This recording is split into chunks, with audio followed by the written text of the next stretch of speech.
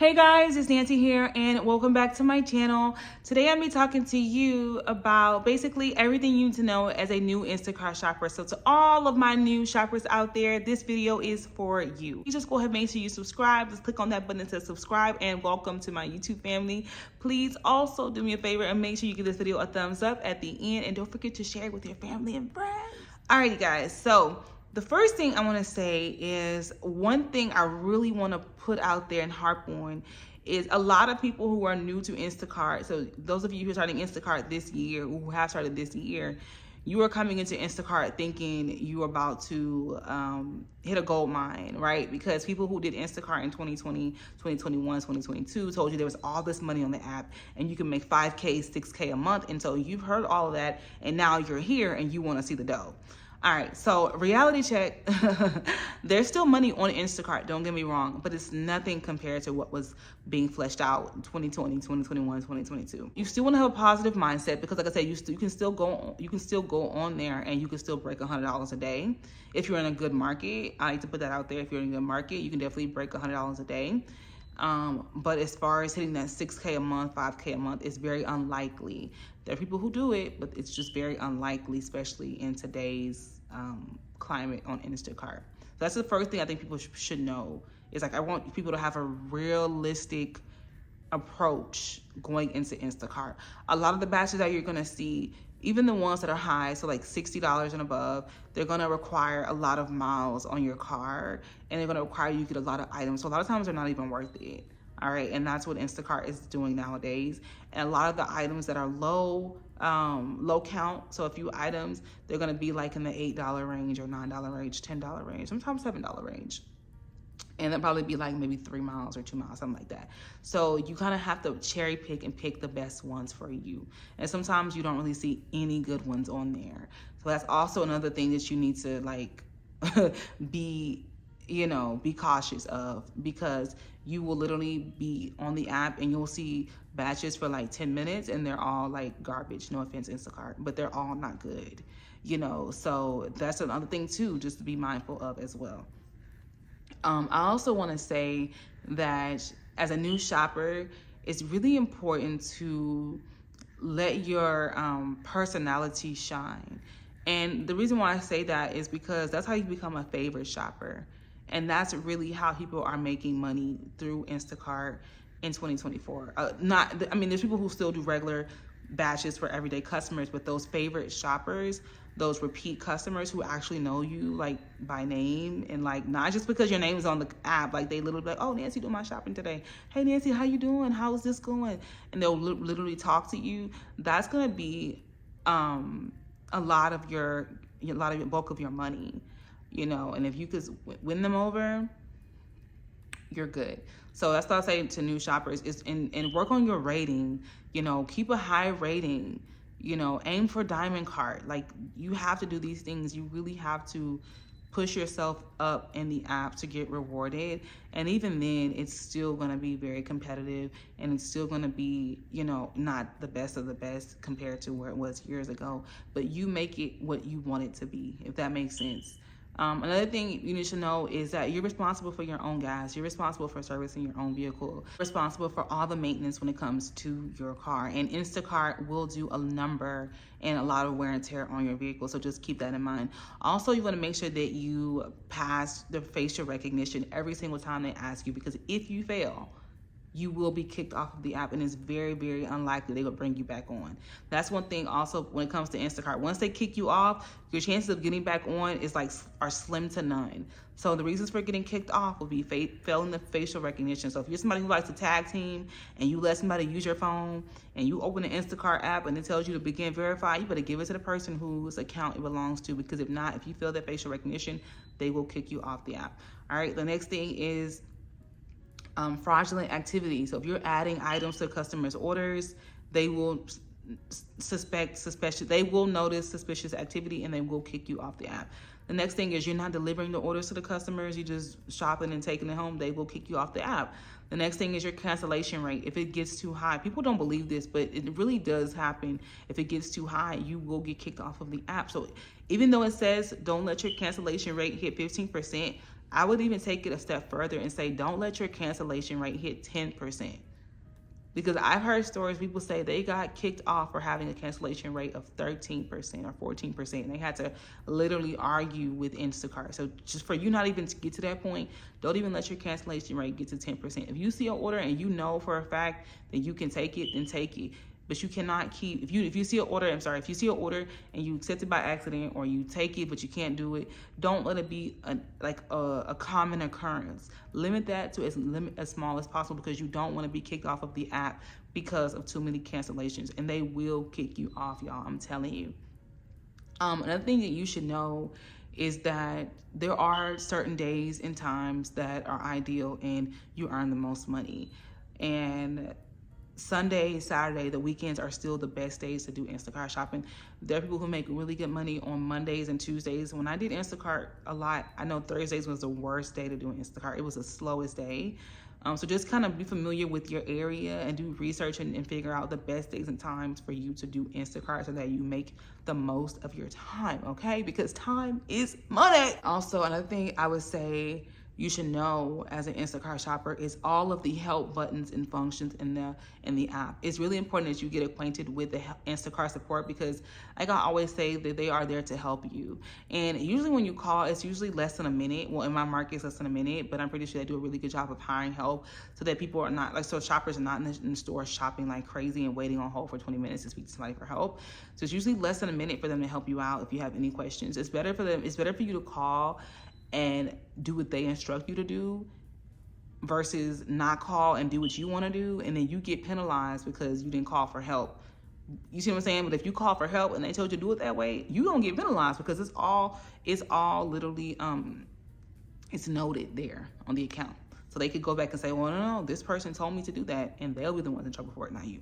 All right, so that's also another thing too.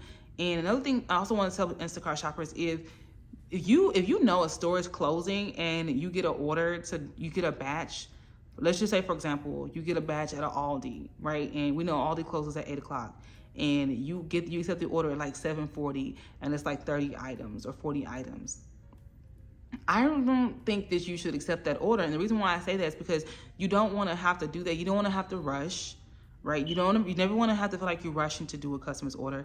And a lot of times you're not going to be able to find all of those items if you don't shop there regularly. And even then, you might not be able to find all those items because it's a lot, and it's a lot of pressure on you. And then the customer ends up suffering because you're like, oh man, they're closing. I gotta take this off, I gotta take that off. And now the customer's upset. But honestly, I feel like Instacart should put a protocol in place where they should not accept people should not be able to place orders in stores closing within 30 minutes or less, but that's another conversation for another day, okay? Because I see it too many times where people are trying to shop and the store is closing. Now, some stores, if you're in the store, they let you shop until they close, but some stores don't allow that. And I think sometimes people think all stores have the same rules, and they don't. All right, so another thing that you should know about Instacart is a lot of stores, they don't want you in there. And that's just the harsh truth of it. And I know Costco at one point sent out a corporate email to Instacart saying that they don't want Instacart shoppers in their stores, in their parking lots, just hanging around. And that is a real thing, y'all. Like I just feel like a lot of people who work in the grocery store just don't like Instacart shoppers. DoorDash, that too, and they just have like this thing against them, like, oh God, it's gonna be 2 orders, it's gonna be 3 orders. Oh my God, this person doesn't know how to do this person doesn't.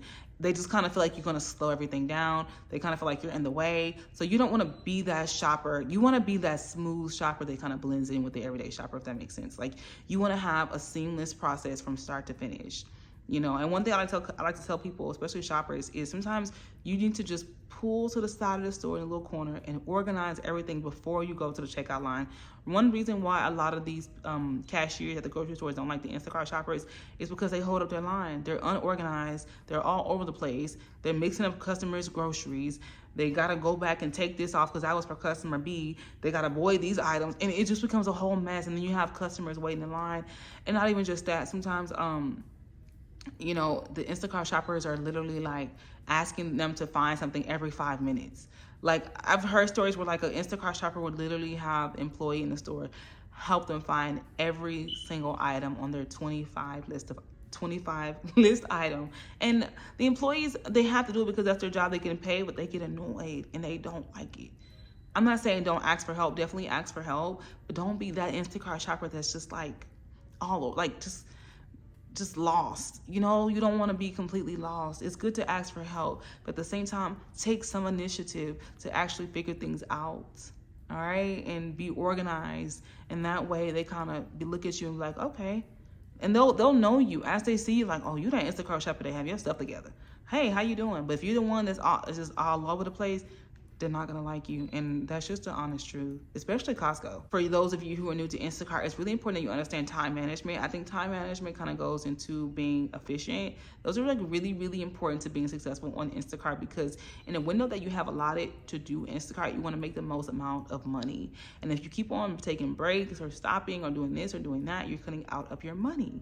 All right. One thing I like to say is in the beginning of the day, you need to pack everything you're going to need in your car for that day if you're planning to do Instacart for like 6 hours, 7 hours, 4 hours, 5 hours, however long you want to do it. So if you need your portable charger, your water, your snacks, if it's hot where you are, a portable fan, or if it's cold where you are, a jacket, you know, just have everything that you need so that you don't have to keep coming back home and stuff like that. So just, you know, just make sure that you're prepared for your day so that you don't have to drive out to where you're doing Instacart and drive back home because you forgot this, and then drive back home because you forgot that. You know, try to have everything in your vehicle with you, because the time that you're spending driving to go get something from home, you could have been getting an order. Also, if you're new, I mentioned this earlier, it's really important to cherry pick, because if not, you just end up wasting your time and you end up paying Instacart in a way, because some orders, when you calculate them, you're actually working at a loss. So it's really important you understand that you need to get at a minimum at least $1 per mile. Another thing you should know about Instacart is it's not as easy as it looks. So people think just like, oh, personal shopper, all right, that's fine. If you already struggling to get your own groceries, like, be for real. You about to be shopping for somebody else. So if you be realistic, and I know we all want money, and I get it, but always be realistic with yourself and know your abilities. Yes, it's good to challenge yourself, but also be realistic, right? If you're somebody who also, like, you already struggle to get your own groceries, you're going to be getting someone else's groceries, and you're going to be penalized if you don't do it correctly. Not as easy as it looks, you know, and like where I live, it's hot. It's hot outside. I'm in Texas. It's hot outside. So you're doing this stuff in this 100-degree weather, and you're shopping for these people, you're getting all this stuff, and you're delivering to their house, and you think it's just supposed to be easy breezy. No, it's going to be work. You're going to be working, you know. So if you think it's just an easy dollar, think again. That's one thing I tell people all the time. Think again. Sometimes you have to go up flights of stairs. If you're taking stuff to an apartment, you're going to have to go up flights of stairs. So if you're not the most physically fit, this will challenge you. You know, that's one thing also people need to know about Instacart as well. Like, you know, if they want it in front of their door, put it in front of their door. You know, it will challenge you in some instances. It's not just this easy job. You're gonna have to get up and move and work, and sometimes the conditions outside, it might be really, really hot, it might be really, really cold, it might be raining, thundering, and you're doing Instacart. It's not easy. It's not easy. So if you think there's something that's easy, I would say think again. So there are some benefits that come being Instacart shopper. As you unlock each tier, you'll be able to unlock the benefits. You can earn cash back through Upside, which is what I do. And it's an app, you can download it, and all the gas that you spend, you earn cents back per gallon that you spend. So you can do that as well. If you're somebody who thinks that like doing Instacart just means you won't have to talk to anybody, you're gonna be in for a rude awakening, because, you know, if you're an introvert, I get it. You want to be in your own little shell, but you're going to have to talk to people, whether it's the customer, whether it's the employee at the store, whether it's Instacart support. You're going to have to talk to people, you know. And so if you really struggle with communication, I would say work on that. You know, work on being able to really talk to people to get what you need done in a timely manner. So that's basically all the things that you should know as a new Instacart shopper. You know, get familiar with your market, what you're doing Instacart, and you should be fine. Learn the areas that are booming. Learn the areas that are really high volume. You know, you're able to go into this area and boom, you're in and out. It's a store. I call them gold mines, but learn the areas that are gold mines. Learn the stores that are gold mines, and it'll make it a lot easier for you. And if you learn those things, if you do everything I said in this video, and you're a new Instacart shopper, you will be successful. You will be successful. And just remember efficiency. I think people don't really talk about that as much when you think about a professional shopper, but being efficient is so important.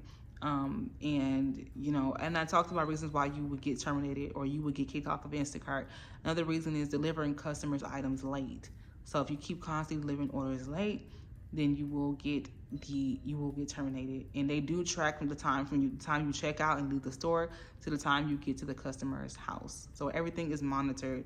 So from the time you accept the batch to the time you're in the store shopping, to the time you leave the store, to the time you get to their house, it's all monitored. So you want to make sure you don't spend too much time doing whatever it is. And things do happen. That's also a thing, but you can communicate that to them. But being efficient is really important. Okay, and I hope that this answers all of the questions you guys have. Also, you should know to set up your direct deposit, and you can set up your payments via that way. And so Instacart automatically deposits your money every Sunday night into your account that you have on file. You can also do what's called an instant payout. When you do an instant payout, Instacart takes 50%. Oh my God. When you do an instant payout, Instacart takes 50 cents. All right, so every time you do an instant payout, Instacart takes a 50 cents. So it's up to you if you want to do instant payouts every single day, or you just want to wait till your money accumulates and then you just want to have Instacart automatically transfer into your bank account. It's up to you, completely up to you. And yeah, also you want to make sure that you look out when you sign up for Instacart, that you look out for your Instacart card, which you will get in the mail. You also get a mobile one as well, like a virtual card. You can use that as well. It's up to you, like Apple Pay. And that's basically everything that you need to know about Instacart. And just have fun and keep watching more videos about Instacart and what you should know. And if you guys have any questions, like any questions at all, I promise you guys I'm here. Just comment below and let me know. And I thank you guys so much for watching this video, and have an amazing Instacart journey and make all the money out there. All right, thank you guys so much for watching. Bye.